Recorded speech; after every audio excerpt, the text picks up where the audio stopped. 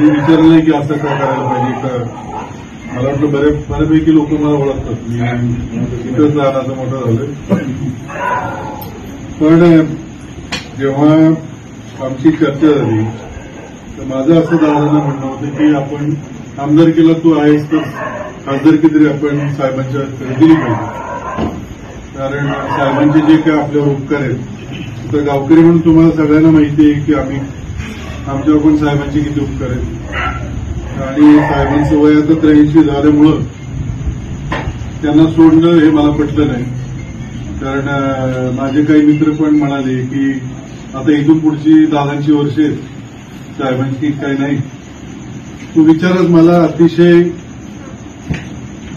वेदना देऊन गेला की आपण वयस्कर झालेल्या माणसाची किंमत करत नाही का, तर पुढची 10 वर्ष आपल्याला दुसऱ्या माणसाकडून लाभ मिळणार आहे. त्याच्यासारखा नालायक माणूस नाही असं माझं वैयक्तिक म्हणणं आहे. कर्मिलांनी सांगितलं की आपली आई, आता आपण आपले वडील शेतात जातात, बांधावरून चक्कर मारतात. तुम्ही आबांना आठवत असाल पंढरा ताबा किंवा जुनी लोक शेतात. पण याचा अर्थ असा नाही की त्यांनी सगळं शेत आपल्याला दिलं. जमीन आपल्या नावावर केली म्हणून काही त्यांना घराबाहेर काढायचं नसतं.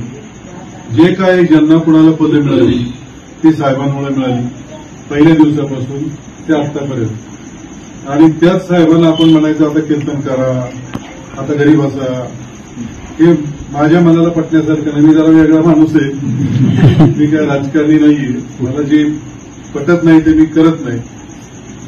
म्हणजे माझे शाळेतले मित्र सुद्धा मला न सांगता गेले ठीक आहे, हरकत नाही.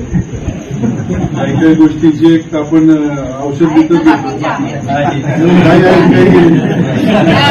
खरंच मनापासून कौतुक आहे. आपण बघा औषध सुद्धा विकत आणतो, त्याच्यावर एक्सपायरी डेट असते. तशी काही काही नात्यांची पण एक्सपायरी डेट असते. ते एक्सपायरी झाले समजायचं आणि पुढे चालत राहायचं, वाईट वाटून घ्यायचं नाही. एकच आयुष्य, आता 60 वर्षाचा आहे मी, आणि मला दबून वागायचं नाहीये, दबून जगायचं नाही. जगायचं तर स्वाभिमानाने जगायचं.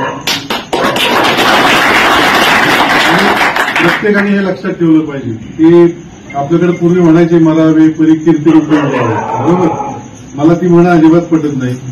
एकदा आपले डोळे मिटले तर आपण कधी येणार घ्यायचं तर कीर्तीला काही चाटायचं का आपण. जे आहे तेव्हा चांगलं काम करा, जे मनाला पटतंय ते करा. का केवळ कोणीतरी लाभार्थी आहे म्हणून त्यांच्या मागे जायचं, हे मला नाही वाटत त्यांना पण झोप येत असेल. तर ठीक आहे, प्रत्येकाला आपापले विचार असतात. आणि साहेबांच्या बद्दल मी तेच म्हणेन की साहेबांनी काय केलं म्हणजे ह्याच्यासारखा आश्चर्यकारक प्रश्न नाही. ज्या साहेबांनी आपल्याला 4 वेळा उपमुख्यमंत्री केलं, 25 वर्ष मंत्री केलं, तरी सुद्धा म्हणायचं काकांनी माझ्यासाठी काय केलं. असं काका मला मिळालं असतं तर मी पण खुश झालो. असं त्रास देणारी व्यक्ती जर आपल्या आयुष्यात आले असतील कुणाला नकोय. मला एक माणूस दाखवायचे म्हणून नाही मला त्रास दिलेला चालला असता. एवढे वर्ष तुम्हाला समजलं नाही का ही सगळी चाल कोणाची, जसं त्यांनी सांगितलं की ही बीजेपीची चाल आहे. ही वस्तुस्थिती ही आरएसएसची केव्हापासूनची चाल होती की त्यांना शरद पवार हे नाव संपवायचं होतं. त्यांनी खूप प्रयत्न केला. आणि तुम्ही जे कोणी वाचत असाल इतिहासाने पण हेच केलं. जेव्हा घरातला कोणी त्याच्यामध्ये फोडता येतो तेव्हाच ते घर संपतं, नाही तर घर एक असतं तर ते संपूच शकत नाही.